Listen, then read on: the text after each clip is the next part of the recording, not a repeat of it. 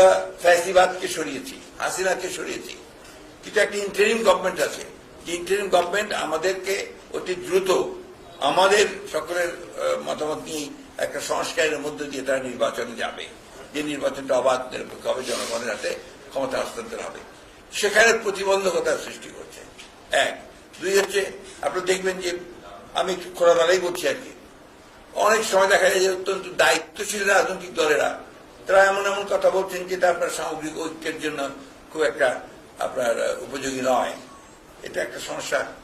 দ্বিতীয়ত সমস্যা হচ্ছে আপনারা দেখছেন যে আমরা জানি যে এই প্রশাসন এখন পর্যন্ত ফ্যাসিবাদ মুক্ত হতে পারেনি, এবং এটা ফ্যাসিবাদ মুক্ত হতে না পারার অন্যতম প্রধান কারণ হচ্ছে এত ডিপ রুটেড চলে গিয়েছিল আপনার ফ্যাসিবাদ, ডিপ স্টেটে তৈরি হয়েছিল, যে সেখান থেকে আপনার এখন ফ্যাসিবাদ বিরোধী লোকজনকে খুঁজে বের করা কঠিন হয়েছে।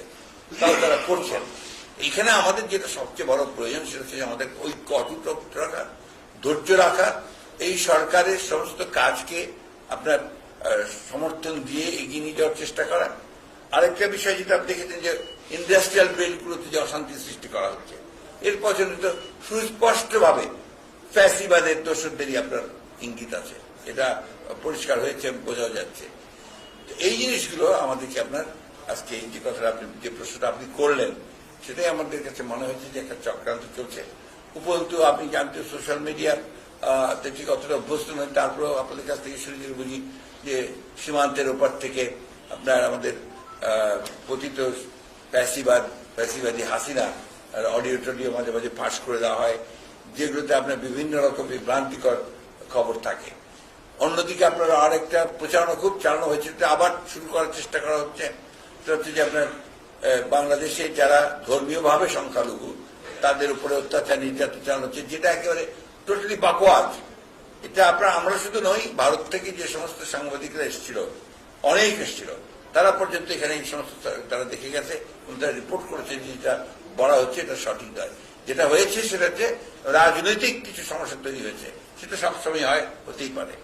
সুতরাং চক্রান্তের ওই জায়গায় এবং আমরা পছন্দ করি না। যেটা আমরা আপনার সবসময় আমরা বলি যে আপনাকে এখন যেটা সবচেয়ে বড় প্রয়োজন এই মুহূর্তে, যে ধৈর্য ধরে সহনশীলতার সঙ্গে যে ইন্টারিম গভর্নমেন্টকে দায়িত্ব দেওয়া হয়েছে তারা যেন কাজ করতে পারে, তাদেরকে সঠিক কাজ করতে দিয়ে অতি দ্রুত যে সংস্কারের কাজে তারা হাত দিয়েছেন, আমরা মনে করি এই কাজগুলো দরকার।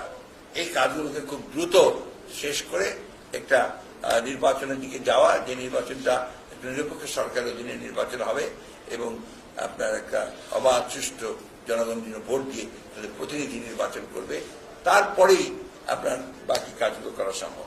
নির্বাচন কেন্দ্রিক যে সংস্কারগুলো প্রয়োজন, অর্থাৎ নির্বাচন কমিশন, প্রশাসন, আপনার আইন শৃঙ্খলা বাহিনী, জুডিশিয়ারি, এর কথাগুলি আমরা বলেছি। যেমন আমাদেরকে অনেককেই আমাদের শাস্তি দিয়ে দিয়েছে, আমাদেরকে শাস্তি দিলে যদি আপনার 2 বছরের বেশি হয় তাতে আমরা নির্বাচন করতে পারবো না। তো এটাও আপনার সংস্কার হওয়ার প্রয়োজন। তো এই জিনিসগুলো আসতে হবে। তো আর সেই সঙ্গে অন্যান্য সংস্কারও তো আপনি সময় মতো ওই গভর্নমেন্টে আর যে গভর্নমেন্ট আসবে সেই গভর্নমেন্টই করবে। এবং ওই যে আপনার একটা নির্বাচন কমিশন সংক্রান্ত নির্বাচন সংক্রান্ত একটা সংস্কার কমিটি তো করা হয়েছে, বদির আলম মজুমদার সবকে নেই বলে, তাই না?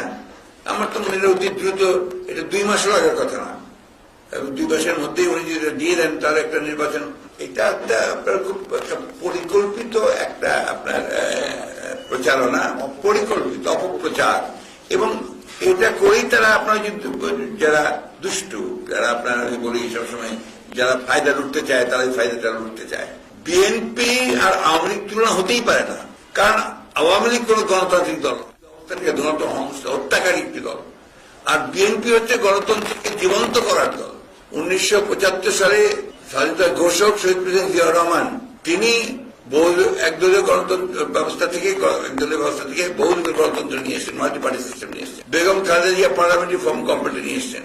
আমরাই কেয়ারটেকার গভর্নমেন্ট সিস্টেম চালু করেছি। সুতরাং এই দেশে গণতন্ত্রের প্রাতিষ্ঠানিক উদ্ধার ক্ষেত্রে যে ফান্ডামেন্টাল জিনিস প্রত্যেকটা আমাদের হাতে করা, এবং আমরা ক্ষমতা হস্তান্তর করা শান্তিপূর্ণভাবে, সেটা আমরা করেছি।